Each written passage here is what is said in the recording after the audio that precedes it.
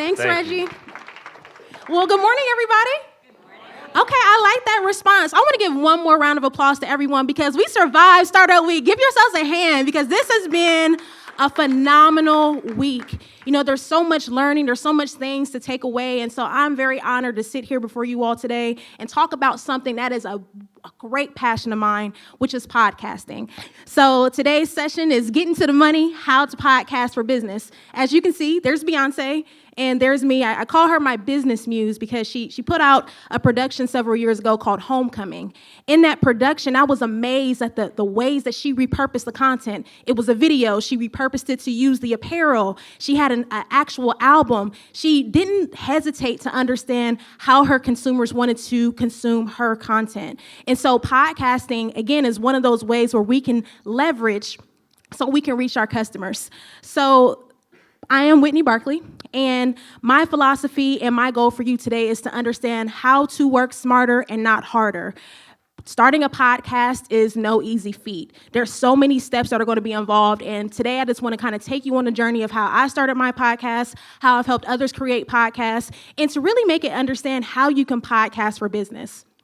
So there's so many reasons to start a podcast for business, right? It allows you to flex your expertise. So if you're an expert at something, you know, maybe you're a consultant, maybe you're someone who's good at making cakes. There's so many things that you're able to do, but podcasting allows you to have an unfiltered view of how you do certain things. It allows people to understand how you can position yourself as an expert. The other piece is it can help you build personal experience with new and old clients. So one thing that you can do, if you have clients who are consistently reaching out to you and they have questions all the time, you can create podcast episodes based on the FAQs or the questions that you're getting all the time. In another sense, it's another great relationship building opportunity. So if you're trying to nurture new clients or new leads, you can send them to your podcast because they're able to listen to you. And if they're getting value from you, you start to build credibility. And when you build credibility, you start to begin trust. So it's a great way for you to connect with those new and old clients. Of course, it can attract traffic to your website. I'll give you a couple of examples today of businesses that I've worked with of how we've leveraged the podcast to get more people to go back to their website. And then it can be easily repurposed for other content. Like I mentioned with my business muse, Beyonce, a podcast could be turned into so many different things. You could turn it into a video. You could turn it into an ebook, a presentation. There's so many different methods that you could use to repurpose the content so you don't have to keep reinventing the wheel. A lot of times we believe as creators we have to keep building new content all the time consistently. But the key is, how do you create evergreen content that you can use over and over again and that will allow you to create more while doing less? Create partnerships and opportunities with guests. There are so many opportunities that you can create with podcasts. You can have affiliates. You know, you and a guest can do a joint webinar based on a podcast that you've done. There's so many different ways for you to connect with others and to build those partnerships over time. And then, of course, what a lot of people are most excited about is how do you create additional streams of revenue? So at the end of the presentation, we'll talk a little bit about some of the ways you can actually monetize your podcast. So my question for all of you is, what is your podcast why? So first and foremost, by the show of hands, how many people are currently podcasting? One? That's it? Okay. Why do you podcast? Just to get I podcast for beauty entrepreneurs to get their message out about how they build business from behind the chair. How to build businesses from behind the chair. How long have you been podcasting? I'm not consistent, but I've been doing it for about 2 years, actually. I'm on Anchor. That's all right. Well, shout out to you. Congratulations for being on Anchor and getting your expertise out there. You know, being a podcaster, again, is no easy feat. And I'm going to talk to you a little bit about consistency because people have consistency misconstrued. My view of consistency is a little different. I'll give you an example. I have not podcasted probably in about 6 or 7 months, right? I'll just be completely honest with you. And I've had those hiatuses where I stopped podcasting. But in the midst of me taking a hiatus, I have a marketing strategy to continue marketing the podcast. Because again, if you're putting out episodes on a regular basis or at one point in time, you're able to repurpose those episodes and continue to market those episodes. I always have the analogy. I have a niece. When she was 16, she told me that if she posted an outfit on Instagram, she couldn't post it again because people already saw it. And a lot of times as small business owners, when we do our marketing, we believe the same thing. I've already posted that one time, so I can't repeat that post again. No, you are able to repost and to redo content. And the reason for that is you have new followers all the time. There are people who are always going to follow you. Algorithms change. People may not have seen it the first time that you posted it. So always keep in mind that you're able to repost and to repurpose. And so for you, even though you may not be consistent, you just might need to build a marketing strategy that continues to promote the podcast, even if you're not doing new episodes. So back to the question, what is your podcast why? So I started my podcast at the tail end of 2015. At that time, I was the associate director of marketing for a nonprofit in Cincinnati, Ohio. I had took the leap into entrepreneurship, quit my job, and I was teaching as a part-time professor of social media. So when I started my podcast, there were so many things that were happening around me. And, I always felt like I was in hustle mode. I was always go, go, go, go, go. And I never really had the opportunity to think about what were my thoughts, what were the reflections that I had. So around that same time, Beyonce came out with the Lemonade album, and I admired her transparency and vulnerability. And so I decided to create Pink Lemonade because I wanted to create a platform of reflection. I wanted people to take time out of their busy schedules to think about what are the things that are most important to me? What values do I embody? And how do I use those values in my everyday life? So I decided to make it a solo podcast, a very short micro podcast, 15 to 20 minutes. And that was my way of connecting with others. So that why became very important to me because as I started to podcast, people began to reach out to me. They started talking about some of the same thoughts that they had, other thoughts that they wanted to share with me. And they wanted to ultimately tell me that they were happy that someone was out there who was thinking on the same wavelength that they were thinking of. So that is my podcast why. I want to encourage people to be more vulnerable, to understand that you are human. We do all these different things. We all wear many titles in life, but we have to really understand who we are, because if we don't know who we are, then, none of those things mean anything. We have to make sure that we're bringing our full and our authentic selves to every single thing that we do. So that was essentially my podcast why. It later evolved, actually. So one of the things that started to happen as I began to podcast was podcasts became more and more popular. So as of 2022, at the end of this year, there's predicted to be 424 million podcast listeners. And right now, there are over 2.4 million podcasts with over 66 million episodes between them. So that's a lot of ears, right? People are listening. They want to be tapped in. They want to understand what is it that you have to offer. Podcasting is really great because I always tell people as a podcaster or someone who's listening to a podcast, you don't have to sacrifice anything, right? I can listen to a podcast in a car. I can listen to a podcast while I'm washing dishes. Whereas with a blog post or a video, you have to give it your complete attention in order for you to really, truly consume what it's offering you. But with a podcast, it can be with you anywhere. It's literally ubiquitous. So you want to make sure that when you are podcasting, think about how it really has the true potential to reach your customer. There was also a study that revealed that 69% of listeners claim to have been exposed to new brands and products as a result of ads from a podcast. So think about that.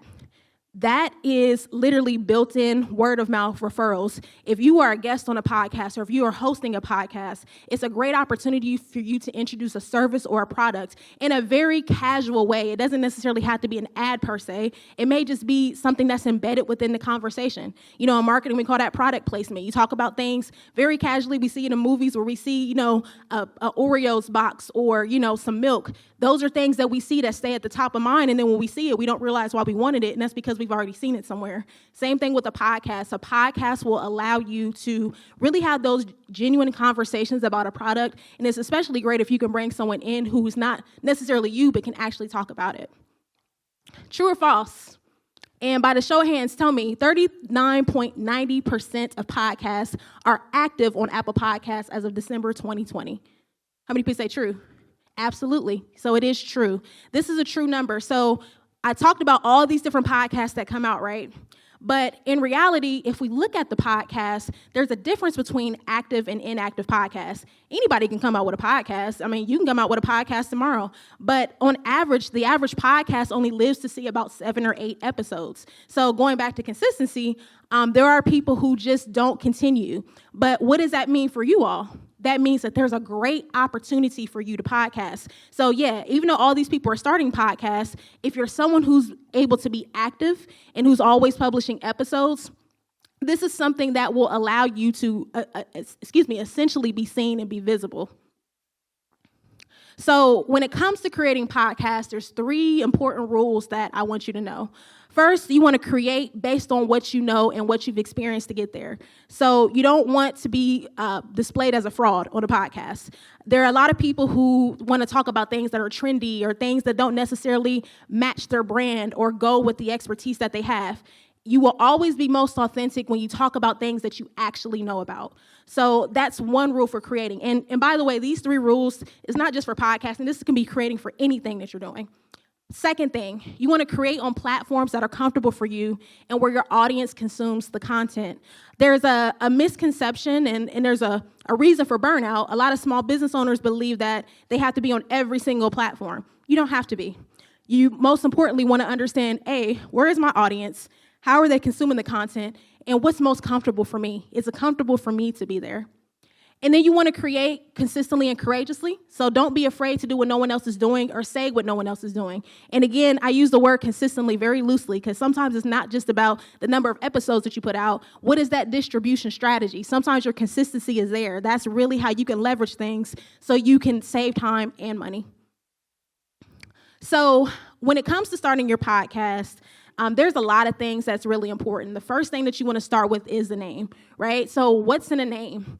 So what should that podcast name be? And this is something that a lot of people overlook, but it's actually really important. When you create a name, you obviously don't want the name to be super long. So you don't want to have 1,000,001 words. Honestly, your podcast name should be about 7 words or less. The other piece of it is you want to make sure you have the right name because these podcast engines like Apple or Spotify, that's like SEO. People are essentially Googling your name, and you want to make sure that your name is something that's easy to come up when they do those search terms. So when you get your name, here are the things that you want to consider. The first things first, you want to grab your domain name. So you want to go to GoDaddy.com and to see if your podcast name is available. Even if you don't want to do a full-on website for your podcast, you can redirect that URL to your website or redirect it to your podcast. It just makes it a lot easier for people to get to, and it allows you to have ownership. The other piece of it is obviously do a name search on Google, and there's a website called uspto.gov, that's the United States Patent and Trademark Office, and you want to check to make sure that that name is not currently being used. I can't stress that enough. I'll give you guys an example. So my name for my podcast is Pink Lemonade Podcast. It is a registered trademark.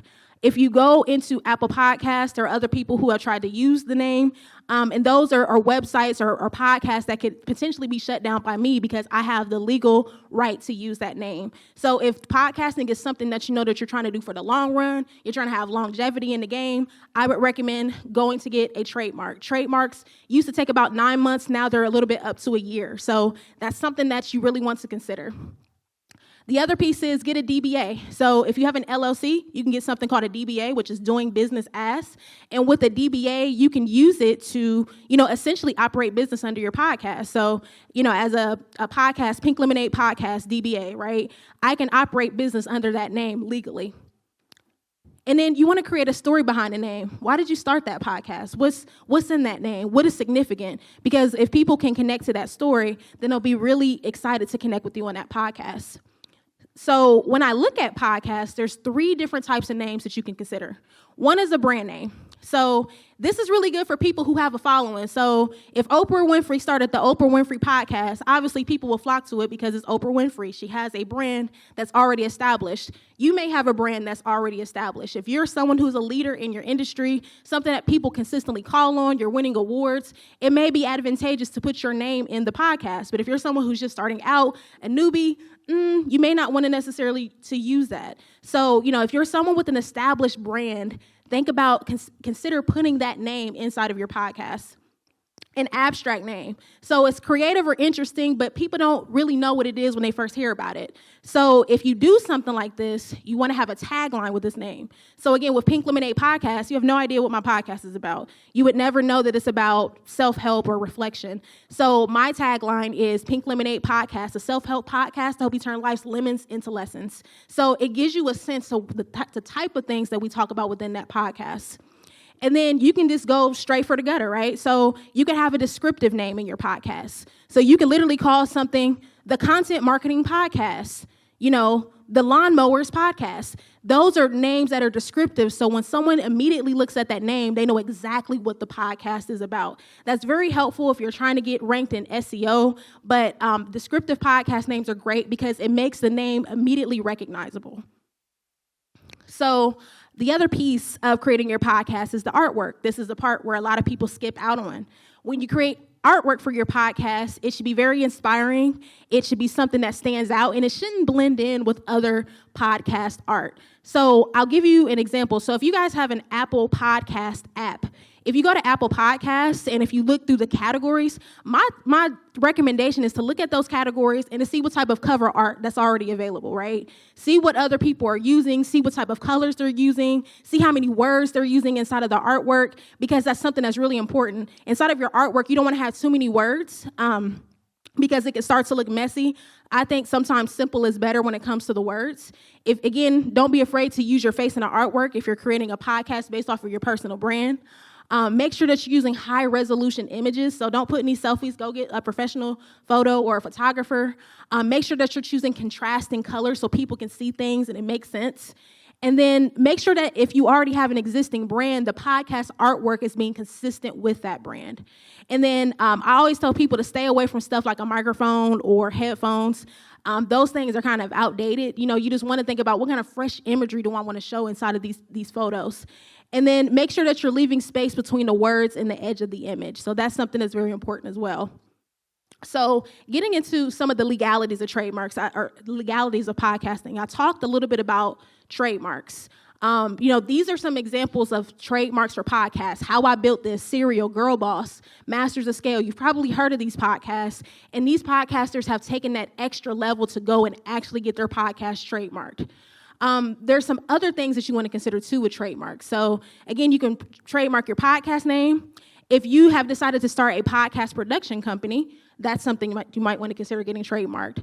If you have a specific segment on your podcast, so I have a segment on my podcast called The Lemonade Stand. If I wanted the lemonade stand to be something that's cemented and true to me, I would get it trademarked. Other trademark considerations. Other considerations, really. So there's different documents that you want to use to get for your podcast. The first thing is a talent release form. Anytime that you have a guest on your show, you want to make sure that that person signs your talent release form. That gives you the ultimate permission to use that person's name. And depending on your language, you can use it for the perpetual time of your podcast, which means as long as your podcast is around, you're able to use that person's name and likeness for your episode. I've seen many times where people will get on a podcast, they'll create a really great episode, and someone says, maybe like an off-color joke or something crazy, and they come back to the host and say, hey, can you take down the episode? So if you have those agreements already in place, then no, you don't have to take down the episode. So you want to make it really clear about what it is that you want to achieve with that guest. So anytime that you do any type of talent release form, it should definitely include what they're doing, why they're podcasting, how long you'll use the podcast, what rights they have as the talent. It's definitely something that you want to have just kind of in your arsenal before you even start to interview other people. Some other things, so you can get a copyright assignment for your podcast. So, your podcast can be copyrighted. Those episodes that you put out can be copyrighted material through the Copyright Office. You also can do a joint venture. So anytime that you're working with people, you may get together and decide to do business within your podcast. A joint venture agreement is going to be something very important to understand, that if you are making profits in the podcast, who's going to get what, who's responsible for what. You want to make sure that all of those things are in place.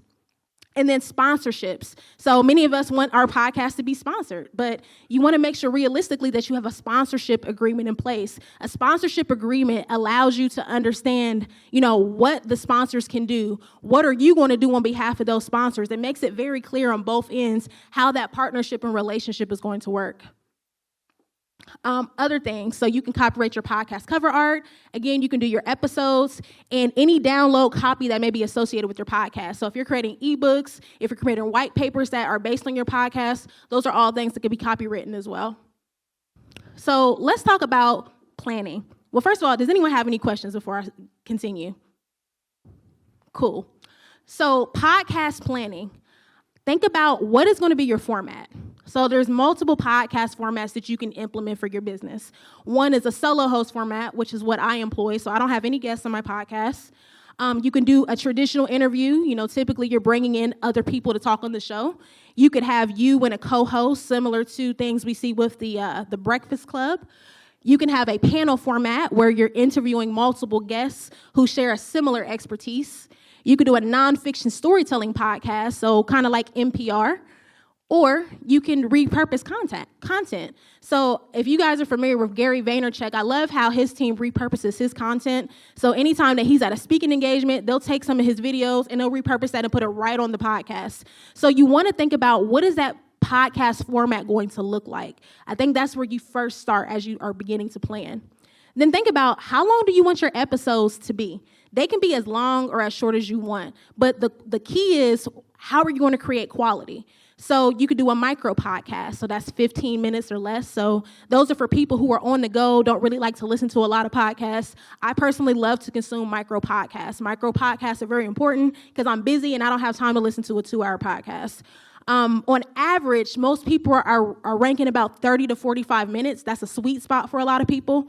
Some people think of it as, what's the distance to get from point A to point B? If someone was on a car ride or on their way to work, how can that podcast episode go for the longevity of their drive? You could do extended podcasts, 45 minutes to 2 hours, or you could do hybrid. So you can do all types of time. So it's totally up to you, but you want to think about, how much time do you want to put into those episodes? And then think about the frequency. So going back to consistency, is it going to be daily? Is it weekly, bi-monthly, monthly? Is it a special limited series? It's totally up to you on the frequency of the podcast. But I think what's most important for you to understand is you establish that with your listeners up front. Hey, this is Whitney B, and Pink Lemonade Podcast is a bi-weekly podcast. So you can expect this in your inbox every 2 weeks on Tuesdays. Give them a sense of what's going on and repeat that so people can get a sense and understand that this is something that I can expect every Tuesday, bi-weekly on a regular basis. So again, consistency doesn't necessarily mean every day or every week. It's really what you define and how you communicate that. And then how do you plan to produce your content? So this is very tricky. Podcast production is a really long task. It could definitely be something that could be as fast or as slow as you want it to be, but in my experience, if you want to do something quality, it takes a little bit of time. So what some people do, they do a method called batching episodes. So that's recording multiple episodes in one session. So for me, my episodes are 10 to 15 minutes, so I can record a good 4 or 5 episodes in a day and be done with it, right?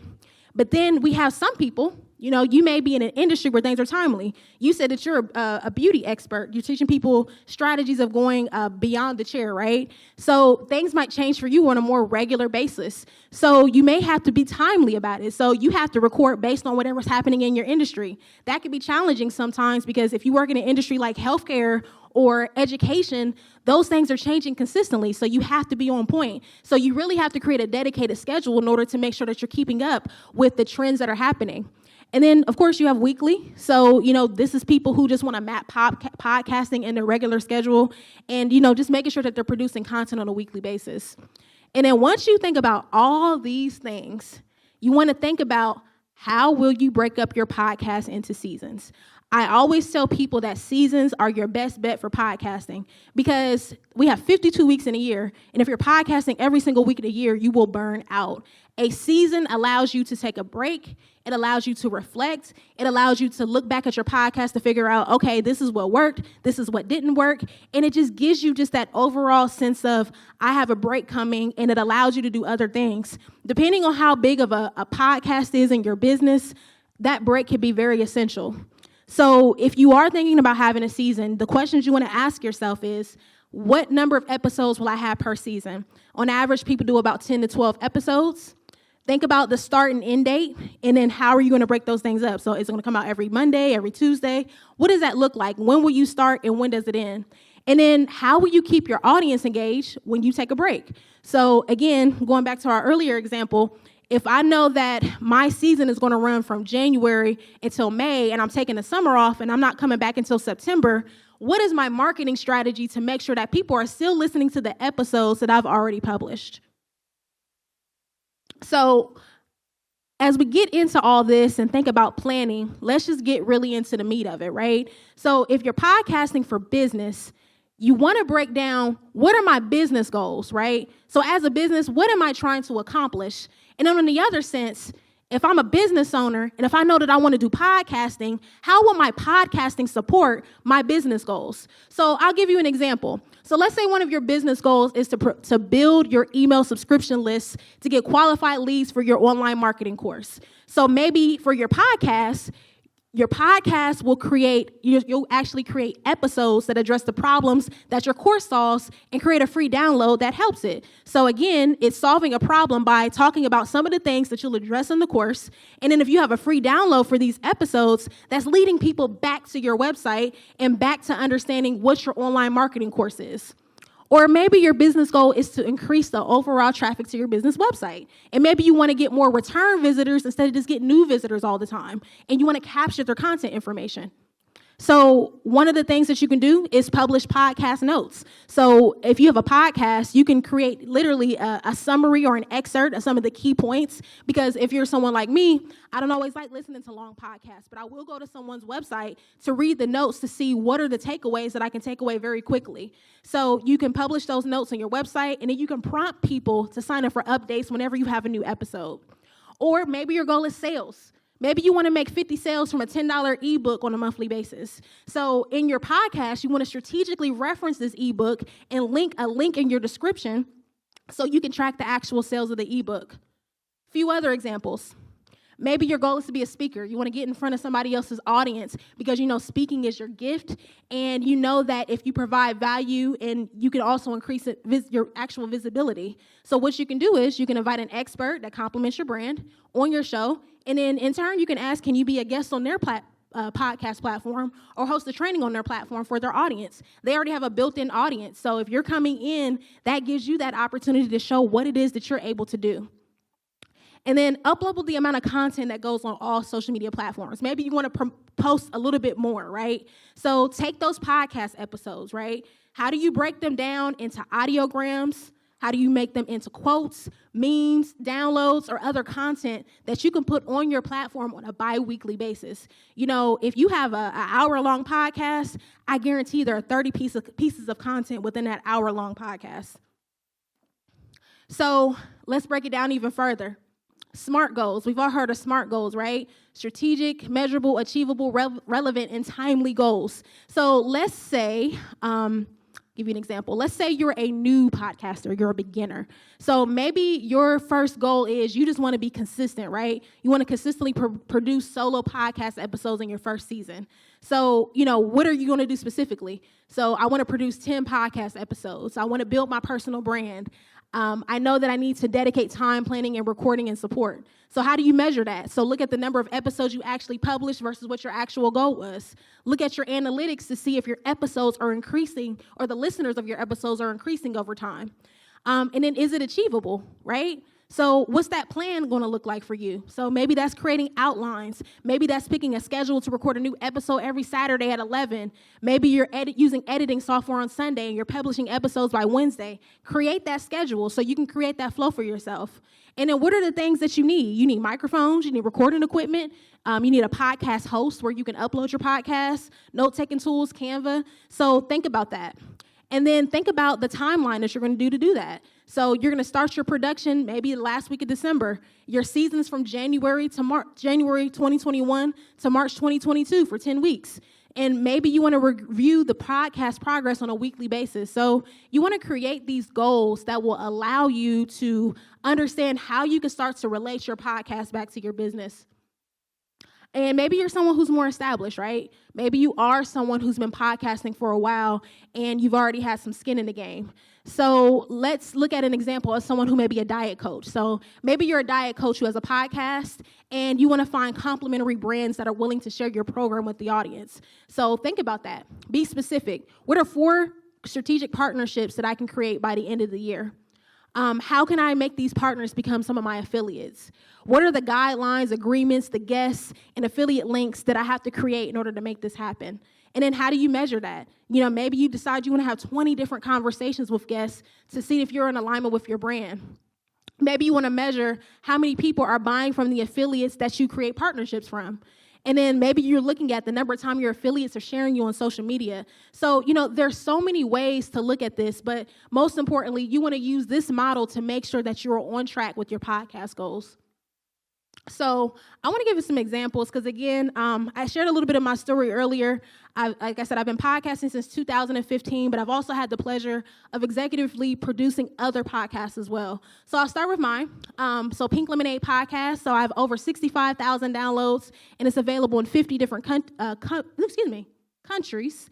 That number has actually increased. So I have about 40 episodes now. I'm a part of a podcast network. So I'm a part of a women's podcast network called ASA. So they provide a lot of amazing opportunities for ads and partnerships. So if you haven't done so already, think about joining a podcast network. A lot of times they provide those opportunities to be more visible, to collaborate with other podcasters, and to also find sponsors who want to sponsor your podcast. I was syndicated in an online radio show in Atlanta, Georgia called We Break Records. I've been a proud recipient of podcast sponsorship, so people have paid me to place their ads inside of my podcast. I've been able to coordinate my personal brand content, and I've ultimately been able to use my podcast to author a book and really repurpose some of the themes. This has allowed me to cultivate business opportunities globally. I've been able to speak, consult, edit, and produce, and for about 3 years, this was my primary source of revenue, just based on the podcast consulting and producing that I was doing. So one of my clients that I'm most proud of is a client called Lumina Health Partners. So these are healthcare consultants based out of Chicago, Illinois. And they wanted to start a podcast back in 2019 because they wanted to increase their visibility. They felt like, no one was reading their white papers. They wanted more traffic to their website. I mean, they were into blogging, but they just felt like it wasn't an interactive enough way to reach their target clients. So we started to work together. They have about 70K downloads as of the last time that I've worked with them. I produced 53 of their episodes. And one of the things that I'm most proud of Lumina is that we connected them to Healthcare Radio Now. That is one of the top syndicated radio networks for health professionals. So at the end of last year, they had the #1 episode on Healthcare Radio Now. But that came with a lot of hard work and dedication and being strategic about who we brought on the podcast. One of the things that I love about Lumina is that they constantly research the trends, what was most important in healthcare. When the pandemic hit, we did a whole series about, how healthcare professionals had to transition and pivot through the pandemic, and that helped skyrocket their listenership tremendously because they were on trend and they knew what was going on in their industry.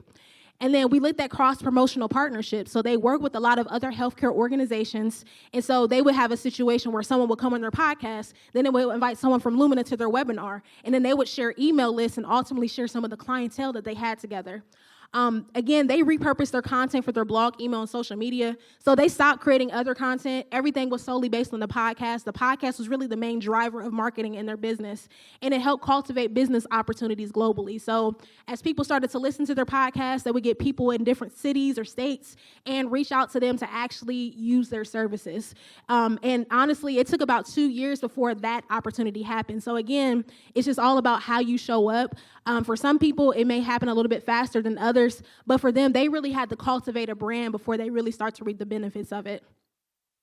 The other company work with, very proud to work with Gateway to E-commerce. So I work with a e-commerce fraud company out of Brazil.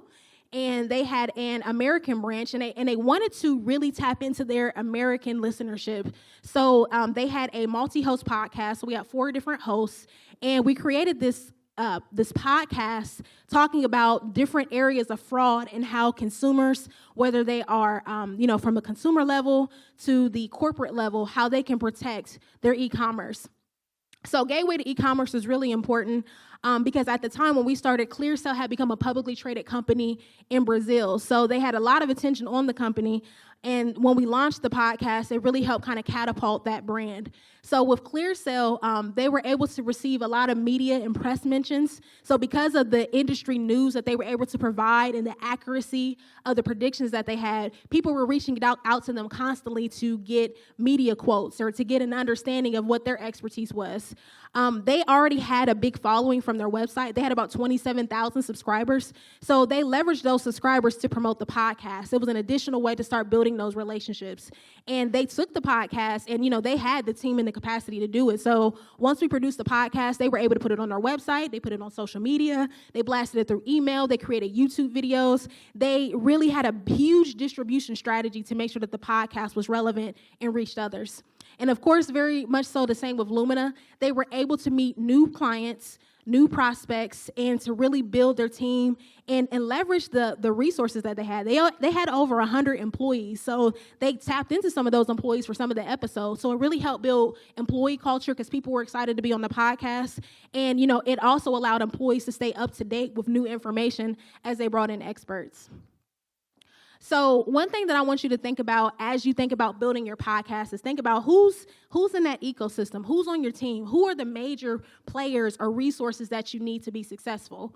So obviously the hosts, so you may be by yourself, but you may want to tap into a co-host. If you have a co-host, who's going to complement that energy? Who's going to be able to help you, really create a synergy on your show? And then you want to think about guests. I'll tell you one thing, and just working on 2 podcasts that were very technical in nature, just because someone is really knowledgeable about something does not mean that they are good for a podcast. So you really want to make sure that you're finding a great blend of energy. Who's someone who's very energetic and can talk very freely and flowing about what they are an expert in, but who's also someone who's not going to bore your audience to death, because the wrong person can make someone ultimately not want to listen to your podcast. Think about your production team. So you may not necessarily have a production team starting. It may just be you. But think about, who do you need to have on your production team? So for me, I acted as a guide to a lot of people. They would get my opinion about, hey, does this episode flow? Should we cut some of the content? Should we be talking about other topics? So it was important for me to stay on top of what my clients were doing, just so we could make sure that their episodes were something that was appealing to the audience. Think about advertisement selection. So, who or what platforms can you use to advertise your podcast? Who are other partners that are associated? Do you have podcast brand ambassadors? A lot of times now we're seeing podcasts who are coming out with apparel to complement the podcast. So, do you have brand ambassadors on social media who can rep some of the things that you're creating? Of course, think about your audience. Your audience is one of the most important people who are going to support you.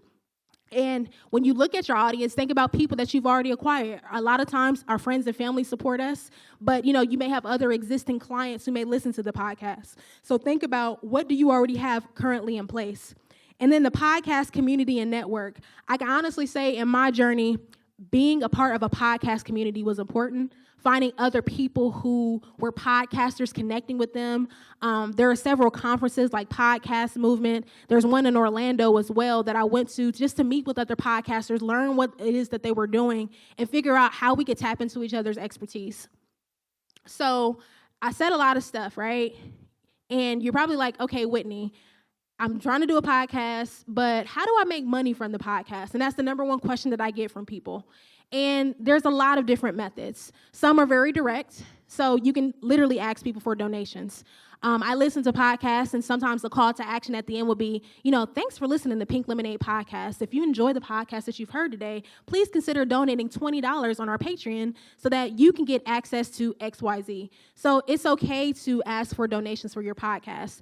A podcast production can be very expensive, depending on how high budget or low budget you're going.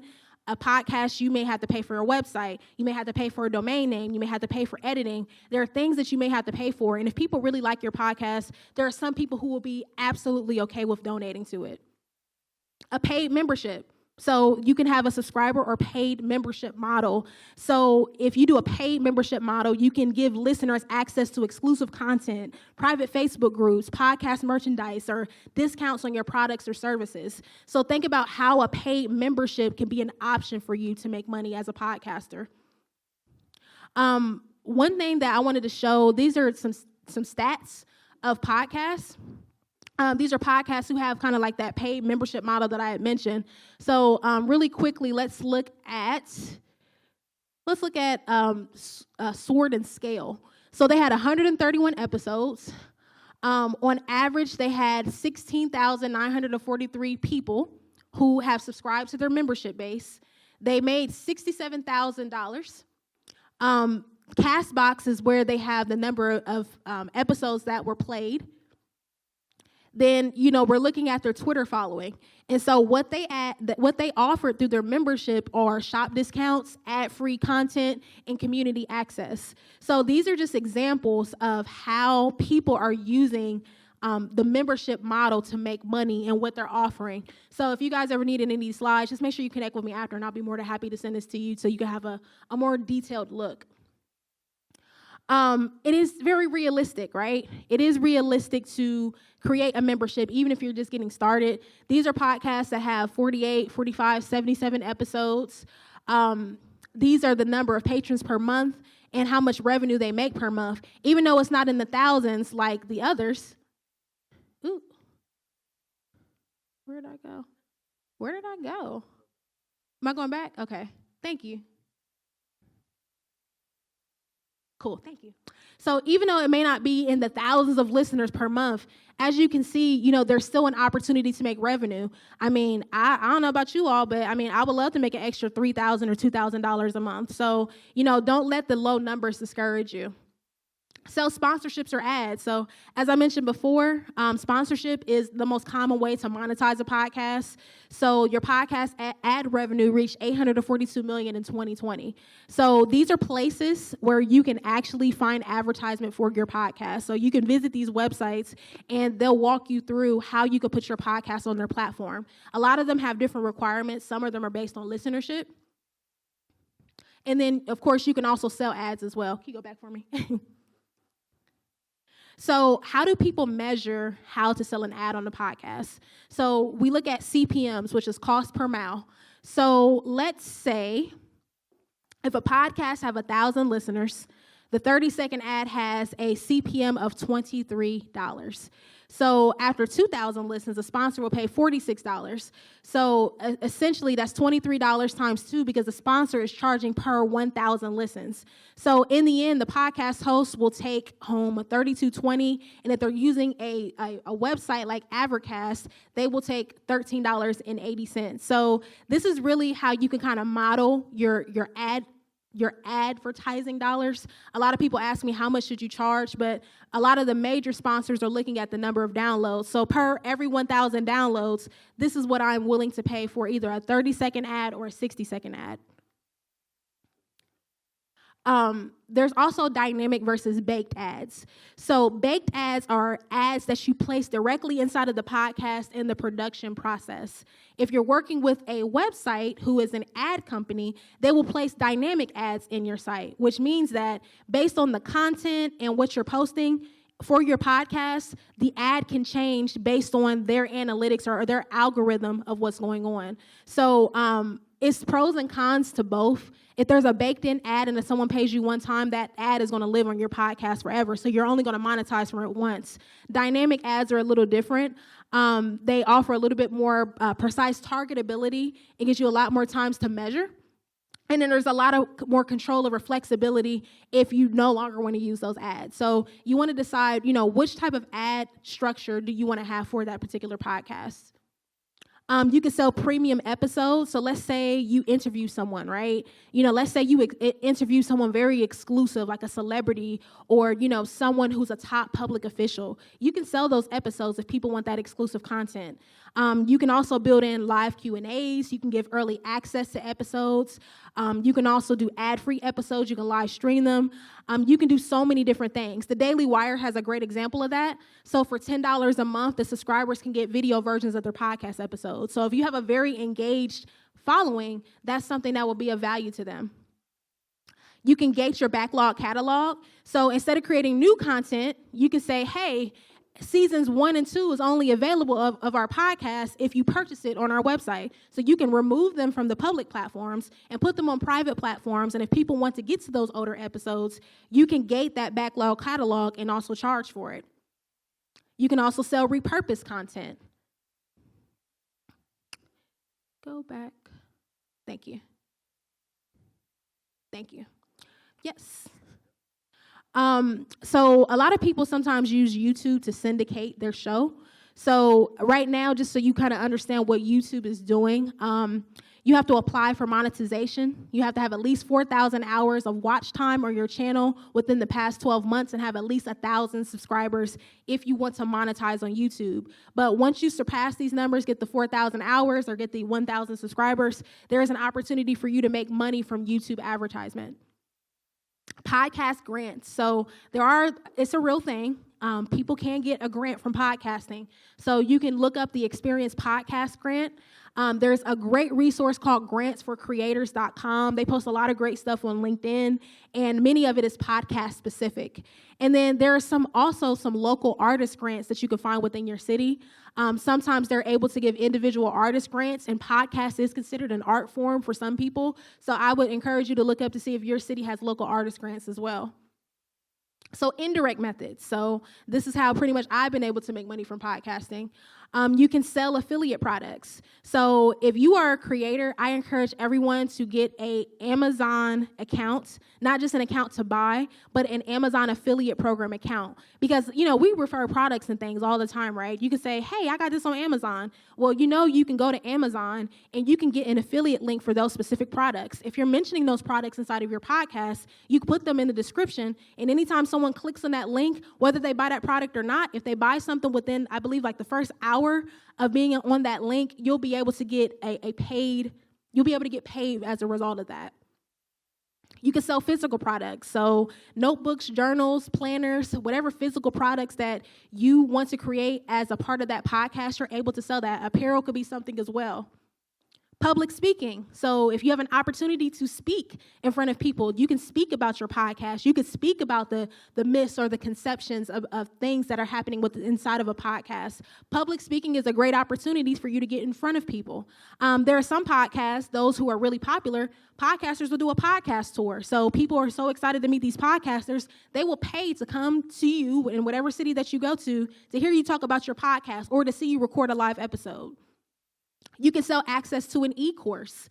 So if you are a podcaster, let's say you're a podcaster and you podcast about finances, you can create a course that's complementary to that podcast. So inside of your podcast, you can say, if you want more great tips about how to manage your financial budget, sign up for my e-course. So an e-course could be a great playoff of the information that you're already sharing inside of that podcast. You can sell content upgrades or product information, which we've already kind of looked at. Some people can sell an app. So, if you have the technical capability or if you have the money, you can create an app that goes with your podcast. I know some people who have created apps just specifically for their podcast that build in special features and bonuses that you can't get from listening to Apple or Spotify. Again, hosting an event or a podcast tour. You can sell consulting or coaching services. So if you've mastered podcasting, you can help other people navigate that journey. And instead of inviting other experts on your podcast, you can invite your ideal clients, you can invite your ideal partners, or you can invite your actual clients and partners. Because what that does is it cultivates the relationship. It allows you to meet new people. People get comfortable with you. So if they're your ideal clients, if you're bringing them on a show, they get to know a little bit about you. You get to know about them. You can build that type of relationship. And then if you're bringing in actual clients on your podcast, this allows them to share their experiences and also give you a plug on how you were able to help them. You could create something called a pop-up podcast. So it could be a 3 or 5 day challenge that has an offer at the end. So people are more likely to finish a podcast than watch a video. So a pop-up podcast is really like a challenge. You put it on a private feed. These are some of the feeds that you're able to use, like Podbean, Spreaker, UStudio. They all will provide private access for people who sign up. And this is just another great way for you to, build trust and ultimately sell something at the end. So you have to decide which strategy will you use to monetize. I know we named a lot, but questions that you want to ask yourself: which podcast profit method is going to be most appealing? What resources do you need to actually execute these methods? What's your monetization goal? So in other words, what dollar amount do you want to make, or what percentage of your income do you want to make from podcasting? And then think about, when do you want to start this process? When will you actually start to profit from your podcast?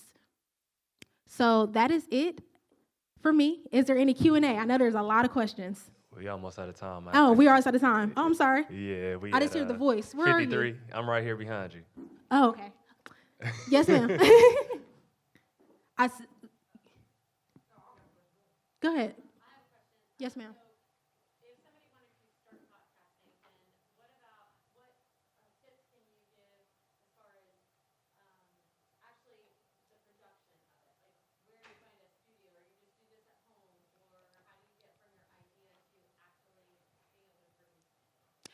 So I think that starts from where you are, right? So it starts with your budget. A lot of people start to podcast from home, so they'll get a microphone. So like I've used a Blue Yeti microphone. That has been something that's been really good for me. So I think the biggest place to start is planning out the podcast, figuring out your why for the podcast, and then understanding, what type of technical needs you have. So some people may be very tech savvy. If you're someone who's not tech savvy, I would encourage you to go to a podcast studio and have a professional help you with that.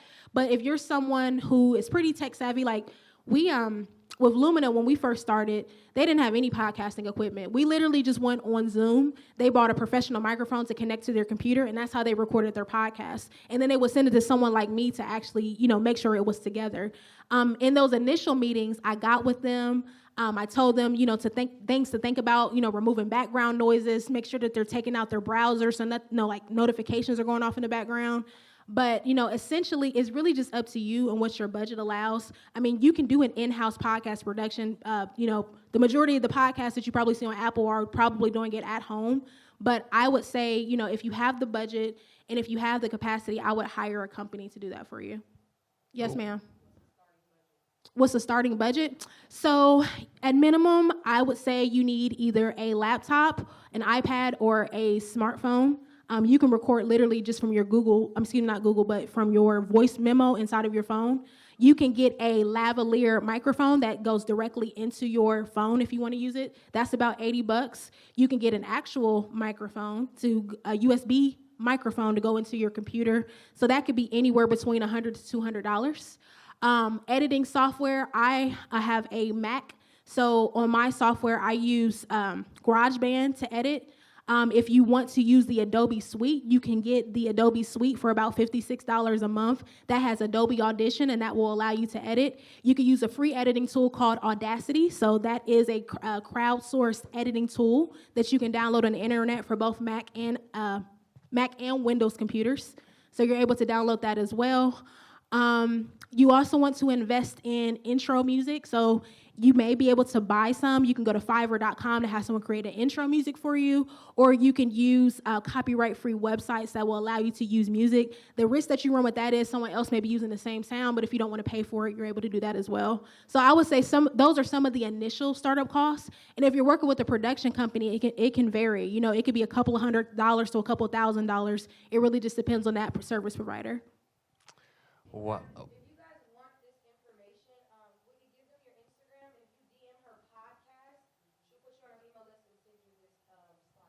Sure, you can follow the Speakerazzi Instagram. So it is Speakerazzi. And if you DM me the word podcast, as Christina said, I will send you all of this information. And if you have any general follow-up questions, my office is right here in the hub. I'm more than happy to talk to you guys. Thank you. Thank you.